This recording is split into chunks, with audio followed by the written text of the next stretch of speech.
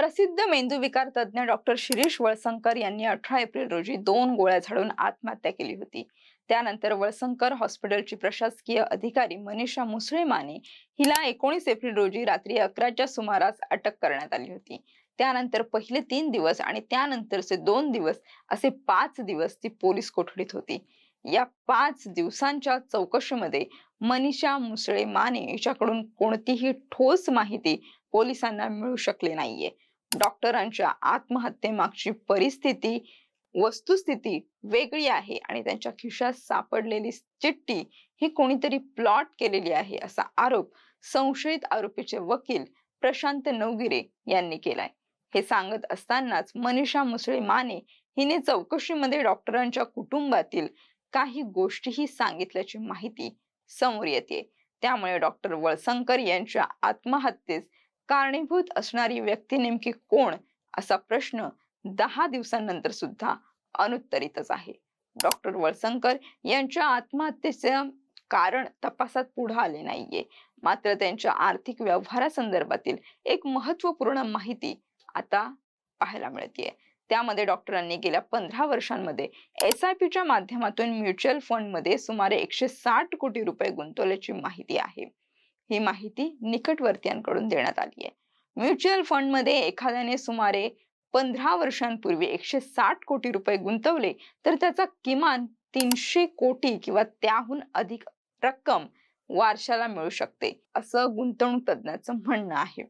Doctor Walsankar यांनी ही गुंतवणूक करताना वारस म्हणून कोणाची नोंद केली हे समजू शकलं नाहीये, मात्र डॉक्टर वळसंकर यांचे मृत्यूपत्र आणि वारसा असलेली कागदपत्रे दाखल केल्यानंतर संबंधितांना ही रक्कम मिळू शकणार आहे। पण वळसंकर यांनी नॉमिनी म्हणून कोणाची नोंद केलेली आहे याबाबतची अजून माहिती समोर आली नाहीये। शिरीष वळसंकर हे मनाने आणि संपत्तीने श्रीमंत होते। हजारो गरीब रुग्णांना गरजेनुसार बिलामध्ये ते सवलत देत होते। स्वतःची डायमंड प्लेन खरेदी असो किंवा पत्नीला हिऱ्याची आभूषणे देणे असो, या गोष्टी त्या सहजासहजी करायचे। वैद्यकीय सेवा फक्त पैसे कमवण्यासाठी नाही तर सामाजिक सेवा आहे हे जाणून ते अनेक रुग्णांच्या बिलामध्ये ते सवलत द्यायचे आणि रुग्णांना मदत करायची। मात्र अलीकडच्या काळामध्ये त्यांचे रुग्णालयातील अधिकार त्यांच्या जवळच्या नातेवाईकांनी हस्तगत केले होते। म्युच्युअल फंड मध्ये डॉक्टर वळसंकर यांनी गुंतवलेली रक्कम त्यांच्या वारसांना मिळणार हे उघड सत्य आहे, मात्र डॉक्टरांना आत्महत्या करण्यासाठी परिस्थिती ज्यांनी निर्माण केली त्यांना शिक्षा होणार का असा प्रश्न सध्या उपस्थित होतोय। डॉक्टर शिरीष वळसंकर यांनी ज्यावेळी आत्महत्या केली त्यावेळी एकच खळबळ उडाली होती की नेमकं त्यांनी आत्महत्या का केली। इतके मनाने साधेसुधे असणारे, शिस्तप्रिय असणारे आणि प्रसिद्ध मेंदूविकार तज्ञ असणारे डॉक्टर शिरीष वळसंकर यांची आत्महत्या खरं तर संपूर्ण महाराष्ट्राला हादरवणारी घटना आहे। अनेक या घटनेबाबतचे एक अपडेट समोर येत गेले की ते शिस्तप्रिय असल्याने त्यांचं म्हणणं होतं की हॉस्पिटलचा जो काही व्यवहार आहे, जे काही पैशांसंबंधीचे व्यवहार होत आहेत ते कागदोपत्री लिखित स्वरूपात असावे। मात्र मनीषा मुसळे माने ही मात्र हे जे व्यवहार आहेत ते कागदोपत्र लिखित स्वरूपात ठेवत नव्हती, त्यांचा कोणताही रेकॉर्ड ठेवत नव्हती।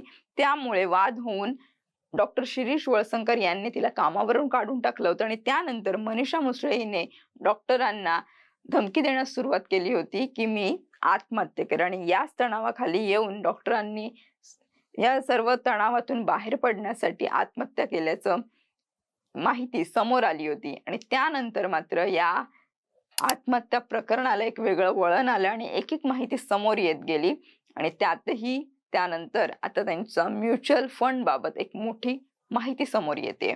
असं असताना आता त्यांनी नेमक्या वारस म्हणून कोणाची नोंदणी केली आहे की नाही हे सुद्धा अस्पष्ट आहे आणि असं चित्र असताना त्यांना त्यांच्या आत्महत्येसाठी कोण कारणीभूत आहे आणि त्यांना आत्महत्या करण्यासाठी प्रवृत्त करणारी व्यक्ती कोण आहे असा प्रश्न अजूनही उपस्थित केला जातोय। या जे कोणी व्यक्ती असेल तिला शिक्षा होणार आहे का आणि त्या व्यक्तीवर कोणती कारवाई केली जाणार आहे हे पाहणं महत्त्वाचं ठरणार आहे। डॉक्टर शिरीष वळसंकर यांच्या प्रकरणाबाबत तुमचं मत काय हे आम्हाला कमेंट करून नक्की कळवा आणि देशभरातील तसेच राज्यातील महत्त्वपूर्ण घडामोडी जाणून घेण्यासाठी पाहत राहा टाइम महाराष्ट्र। धन्यवाद।